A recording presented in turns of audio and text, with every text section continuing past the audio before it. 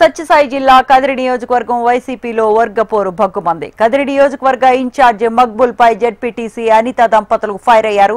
తాను టీడీపీ కోవట్ అంటూ సోషల్ మీడియాలో అసభ్యకర పోస్టులు పెట్టించారని మక్బుల్ పై అనిత దంపతులు మండిపడ్డారు.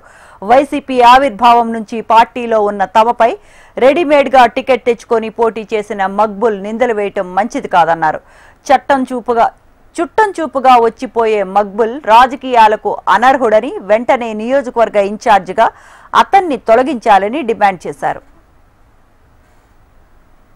ఎవరు లేకపోతే కూడా నల్లచెరువు మండలం తరఫున నల్లచెరువు మండలము కార్యకర్తలు అందరం కలిసి ఘనస్వాగతం పలికి ఏ కార్యక్రమానికైనా నిజంగా కష్టపడిన వైసీపీ కార్యకర్తలకు ఎవరికైనా పనిచేసి పెట్టినావా? నీకు అవగాహన ఉందా నిజంగా నీ నియోజకవర్గంలో? నువ్వు చుట్టచూపుగా వచ్చి పోతాంటావు. ఎవరైనా ఏ మండలంలో ఏ నాయకుడు, ఏ గ్రామంలో ఏ నాయకుడైనా నీకు ఐడియా ఉందా? మేము కష్టపడి నీకంటే గతంలో మేము పార్టీ పుట్టినప్పటి నుంచి మేము మా శక్తి కొద్ది కష్టపడి శక్తి కొద్ది ఖర్చు పెట్టుకుంటానమే తప్ప ఏ రోజు కూడా మేము లబ్ధి పొందిన పాపాన్ని లేదు.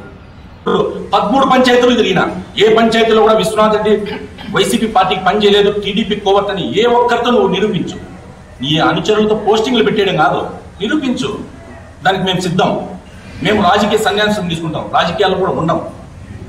నీ క్యారెక్టర్ కొత్తగా వచ్చినప్పుడు సరిపోయింది, ఇప్పటికి అందరికీ తెలిసిపోయింది. గండికోట హత్య కేసు మిస్టరీగా మారింది. ఈ కేసులో ముందుగా బాలిక ప్రియుడు లోకేష్ పై అనుమానాలు వ్యక్తం అవ్వగా అతని పాత్ర ఏమీ లేదని దర్యాప్తులో వెల్లడైంది. దీంతో బాలికది పరువు హత్యగా భావిస్తున్నారు పోలీసులు. ఇప్పటికే బాలిక పెదనాన్న కుమారులను అదుపులోకి తీసుకుని విచారణ జరుపుతూ ఉన్నారు. హత్య కేసులో కొత్త ట్విస్ట్ నెలకొనటంతో మరోసారి ఆధారాల సేకరణకు క్లూస్ టీం గండికోటకు వచ్చింది.